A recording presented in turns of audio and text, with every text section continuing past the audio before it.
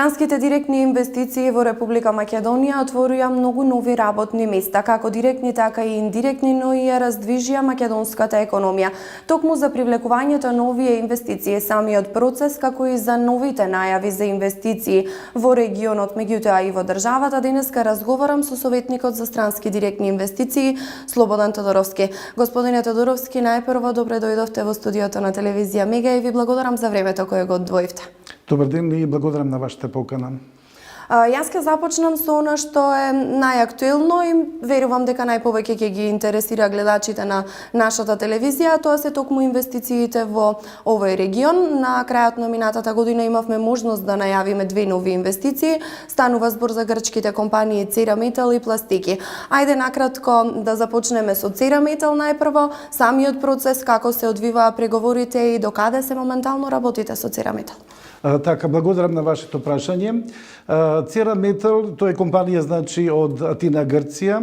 Они се познати бидејќи се врвни производители на облагородени метални плочи кои се користат како машински делови во металопреработувачка индустрија и представуваат најидеална солуција во процеси каде доаѓа до високо триење, големи температури, односно при абразија на метални делови.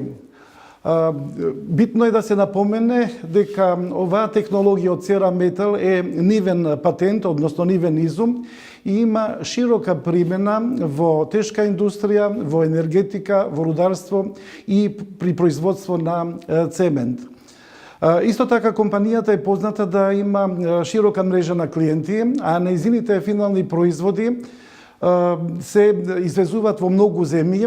Околу 40% од нивните производи се извезуваат во Германија, во Шпанија, понатаму во Канада, во Турција, Русија, Индонезија, Јапонија и Тајван.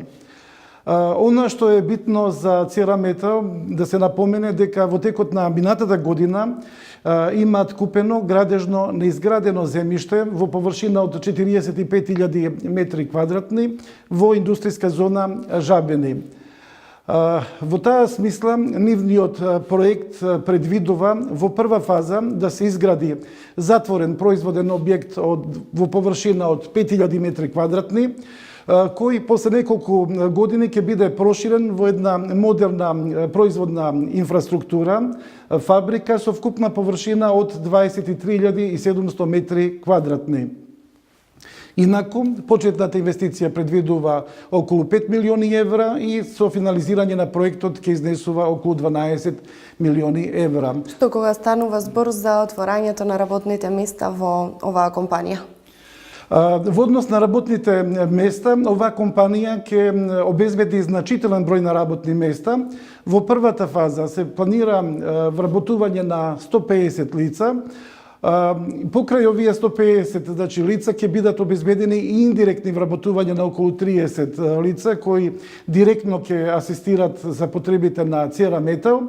И со развој на проектот се предвидува финалната бројка да достигне некаде околу 600 лица. Што се однесува до подготовките на Цераметал за влегување во индустријската зона Жабени, во моментот се вршат сите подготовки околу проектна документација и сета придружна документација која е потребна за добивање на одобрение за градба и исто така се вршат веќе подготвителни работи околу започнување на работи во индустријската зона Жабени. Токму така за Цераметал имаше потреба од спојување на градежните земјишта во индустријската зона Жабени. Таа постапка е веќе завршена, така да наскоро можеме да очекуваме дека веќе ќе започнат и со градежните активности. Што кога станува збор за Пластики? Тоа е уште една компанија, доколку Цераметал инвестираат во гринфилд објекти, Пластики веќе имаат браунфилд инвестиција. Ајде да ја објасниме и Пластики. Така, значи втората компанија од Република Грција е Пластики.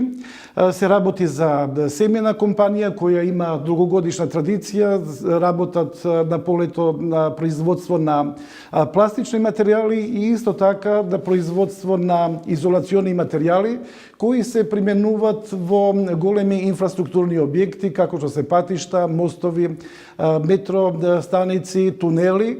и исто при изградба на водоотпорни брани. Што се однесува за пластики, они ја избра варијантата да користат еден браунфилд објект, односно производна хала, во површина од 2000 метри квадратни. Халата лоцира во индустријскиот дел на градот Битола, во непосредна близина. Во однос на вработувањата, можеме да кажеме дека се планирани почетни 30 вработувања и таа бројка за неколку години ќе се зголемува и треба да достигне некаде околу 120 до 150 вработувања, а инаку веќе имам и најави дека таа бројка може да биде и поголема. Во однос на финансиската конструкција, во првата фаза се предвидуваат финансиски вложувања околу 500.000 евра за да може да се започне работата и некаде, значи, овој проект ќе достигне вредност околу 2,5 милиони евра. Во текот на преговорите се разгледува и други локации во Република Македонија. Како падна одлуките Цераметал и Пластики да бидат токму во овој регион? Така, потполно сте во право.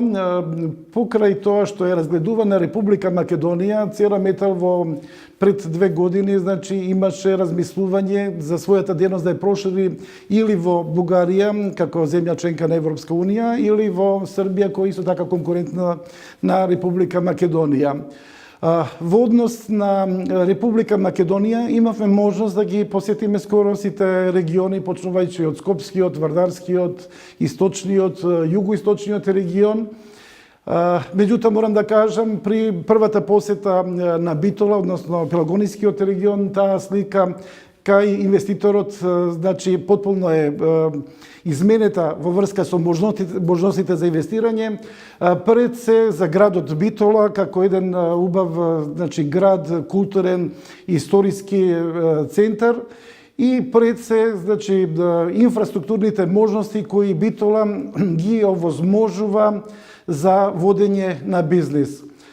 Многу исто битно да се каже дека традиционално Битола има одлична поврзаност со северниот дел на Грција и исто така идните планови за инфраструктурно подобрување пред се со изградба на експресниот пат од Битола кон Меджитлија, како на изградба на нова линија железничка од Битола кон Кременица, ќе се отвори директна железничка линија до Солуниското пристаниште, што за сите инвеститори кои доаѓаат овде во Битола е голема предност. Токму така вложувањата во инфраструктурата се исто така еден пресуден дел од одлуките на овие инвеститори. Од регионот исто така неизбежно е да се спомене и Гентерм, со оглед на тоа дека сме регионална телевизија и Гентерм е во овој регион.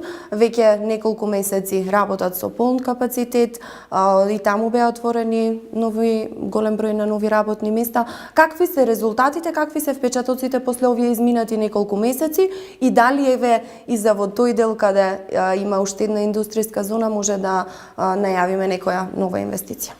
Така, во однос на технолошка индустријска развојна зона Прилеп и во однос на компанијата Гентерм, можеме да кажеме дека се работи за американска компанија од областа на автомобилска индустрија, кој е врвен производител на термални уреди, односно грејачи за седишта, грејачи за волани, понатаму за електрични делови на хибридни возила и пред се тие делови се наменети за главните европски производители на автомобили. Оно што е битно дека Гентерм според своите планови и утврдена динамика се развива и моментално веќе работат околу 830 лица, што е една солидна бројка и за градот Прилеп. Инаку, според плановите, ова бројка ќе биде зголемена на околу 2000 вработени и ова инвестиција е во вредност околу 20 милиони евра и втора е поголемина на инвестиција во Пелагонискиот регион после германската инвестиција Кромберг и Шуберт во Битола. Токму така и Кромберг и Шуберт оваа година го проширија својот производствен капацитет, зголемени бројот на вработени. И во самата најава кажав дека токму овие странски инвестиции го отворија нови работни места. Колку работни места отворија и кое е значењето за граѓаните на Република Македонија, меѓутоа и за Република Македонија воопшто, во поглед на тоа дека овие странски директни инвестиции отвараат нови работни места? Да, генерално би сакал да подсетам дека стапката на невработеност во Република Македонија во 2005 година изнесуваше околу 38%. И денес стапката на невработеност се намалена на 23,1%, што укажува дека се креирани околу 170.000 работни места. Во однос на директни странски инвестиции и бројот на вработувања во Република Македонија, можеме да кажеме дека во изминатиот период се имплементирани 51 Greenfield и Brownfield проект и кои обезбедуваат некаде околу 20.000 вработувања. Согласно нивните планови за развој во текот на наредните години, таа бројка ќе биде зголемена на околу 35.000. Што се однесува до Пелагонискиот регион, можеме да кажеме од странските инвестиции кои се веќе дојдени, кои се веќе овде, тие обезбедуваат моментално околу 4.400 работни места, од кои можеме да кажеме околу 3.200 работни места се во Битола, вклучувајќи значи најголемата германска компанија Кромерк и Шуберт. Понатаму останатите околу 1.100 работни места се креирани во Прилеп и во Крушево. Пред се во Прилеп спомнавме за Гентерм, тука треба да се има во предвид дека и компанијата Акомпласт почна скоро со работа, веќе се започнати и првите вработувања. Најавена и нова инвестиција во технолошка индустријска развојна зона во Прилеп со позната германска групација ВИК Груп, која е исто така значителна една компанија која во иднина ќе обезбеди околу 1000 работни места. Што се однесува до идни работни места, конкретно за Битола, тука предвидуваме согласно инвестициите кои ги најавуваме и согласно постоечките инвестиции дека таа бројка за неколку години ќе биде зголемена за околу 1500 вработувања, а исто толкава бројка најмалку ќе биде и во регионот на Прилеп со овие најнови инвестиции што ги спомнавме. И исто така мислам дека треба да се спомене и грчката инвестиција во градот Крушево. Се работи за грчката компанија за производство на тутун секе, која веќе има 260 вработени. И со тоа на земјоделците во Крушевскиот и Прилепскиот регион им се на некој начин им се дава сигурност дека нивните количини ќе бидат сигурни и ќе имат пласман за откуп. Ја споменавте инвестицијата на ВИК Груп во Прилепскиот регион. Несомнено е дека постојано се водат некои преговори за други инвестиции. Можеме ли да најавиме нешто друго за во регионот од типот на тоа, дали воопшто се водат преговори за нови инвестиции? Би сакал да напоменам дека како дел од тимот за странски инвестиции, ние сме во постојан контакт со потенцијални инвеститори и перманентно ја промовираме Република Македонија дека има поволна деловна клима и дека има одлични можности за инвестирање. Пред 2 недели учествував на еден сајм во Атина, тој беше меѓународен сајм за градежништво, Инфакома. Имав можност да разговарам со повеќе грчки компании и не само тоа, туку и да ги презентирам можностите кои ги обезбедува Република Македонија.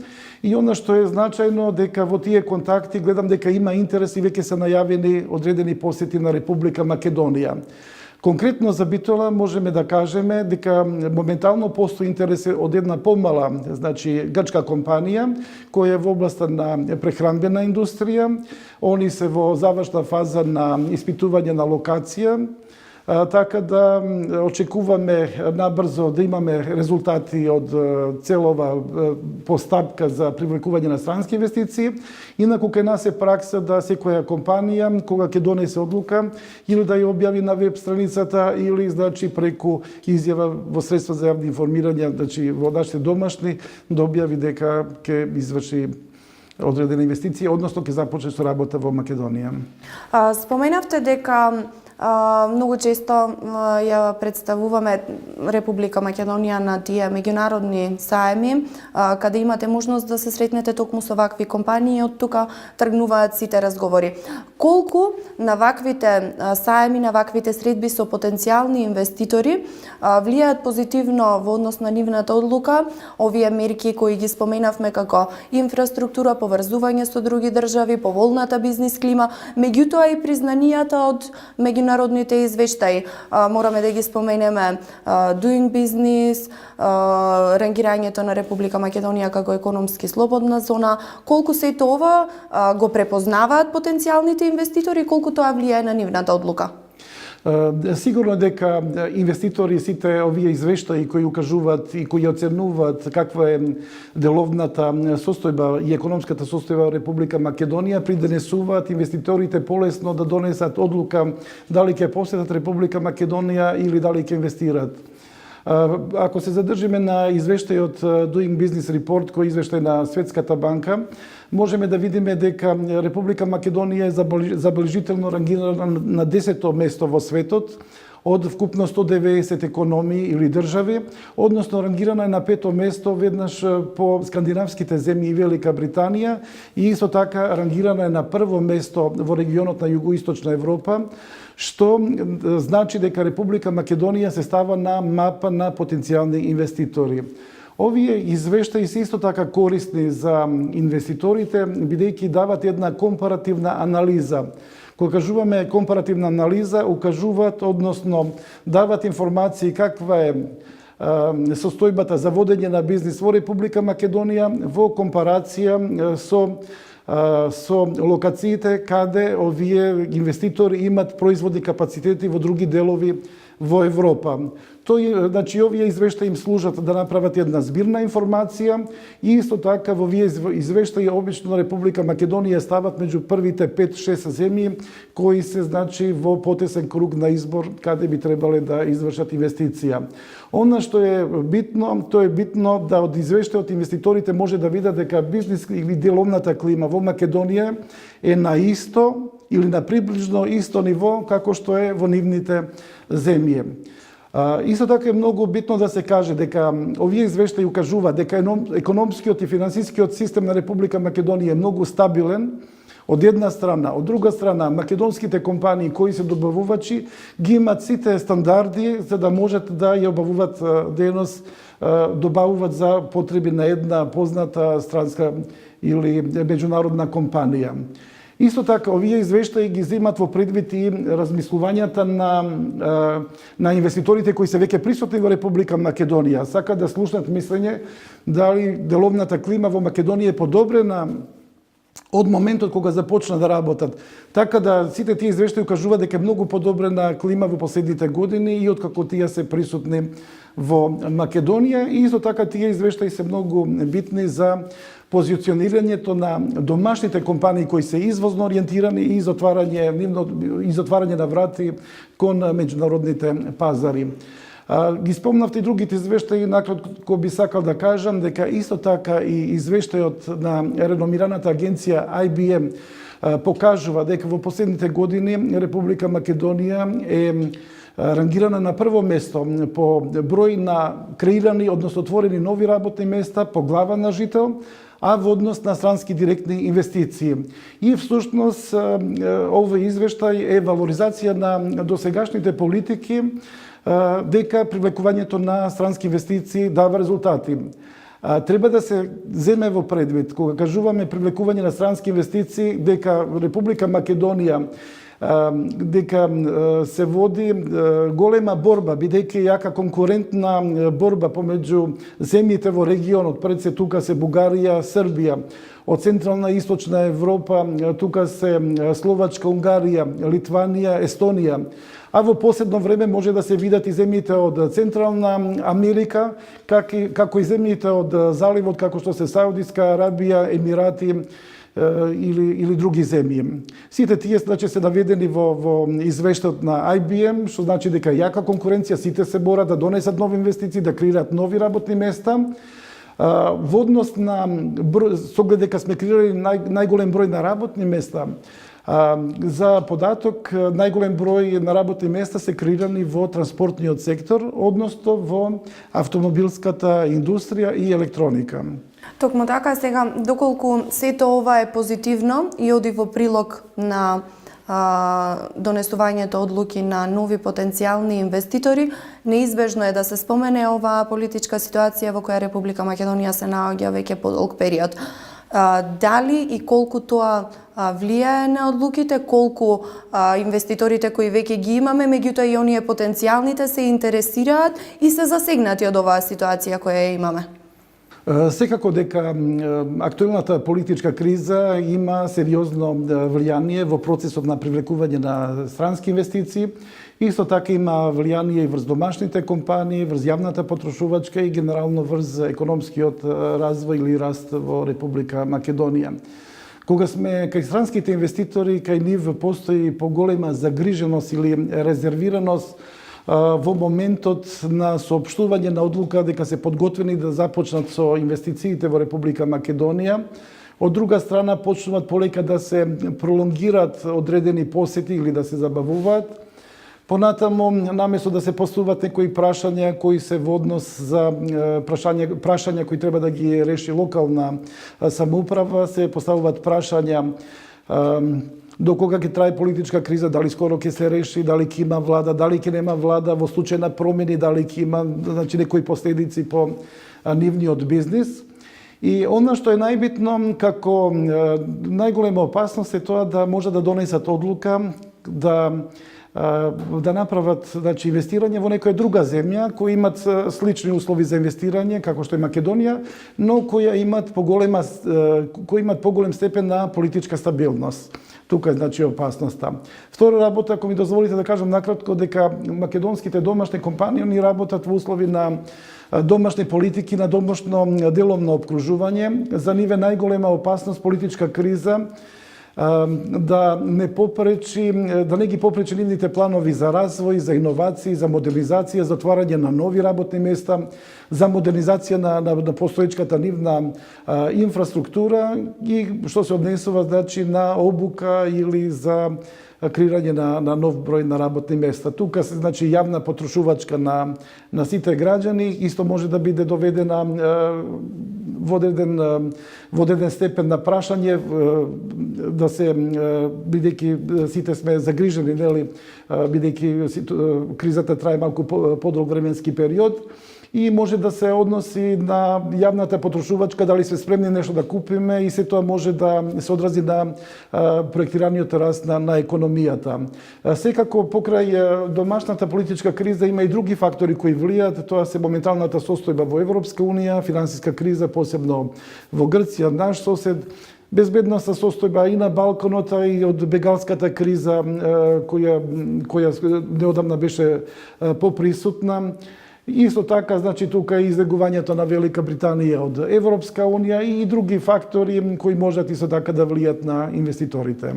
Од сите факти и аргументи кои ги набројавте, заклучокот е дека ни треба што поскоро решавање на оваа политичка криза, бидејќи се пролонгираат тие одлуки. Меѓутоа, ајде да ја свртиме малку и по светлата страна. Очекуваме решавање на оваа политичка криза, очекуваме овие разговори да продолжат, да се донесат побрзо одлуките. Што тоа значи за граѓаните на Република Македонија? Да, потполно сте во право. Со брзо решавање на политичката криза, прво ќе се обезбедат стабилни услови за бизнис и деловната заедница во Република Македонија. Исто така ќе се забрза привлекувањето на странски инвестиции и исто така ќе се забрза темпото на реализација на постоечките проекти од инвеститори кои се во Република Македонија.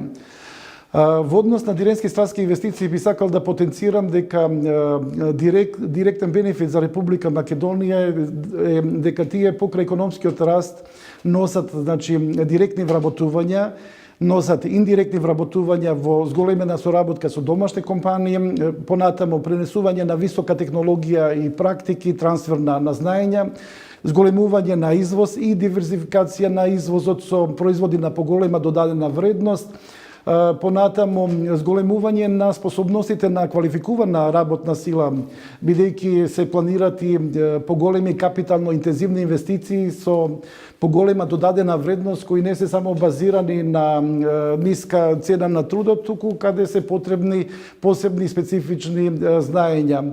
Исто така, како што спомнавме, овие инвестиции идни би помогнале за понатамошно вложување во инфраструктурата и исто така на активирање на домашни капацитети или браунфилд објекти, за кои во моментот ние, домашниот капитал немаме доволно, меѓутоа поради влезот на странски капитал тие сите капацитети можат да бидат активирани.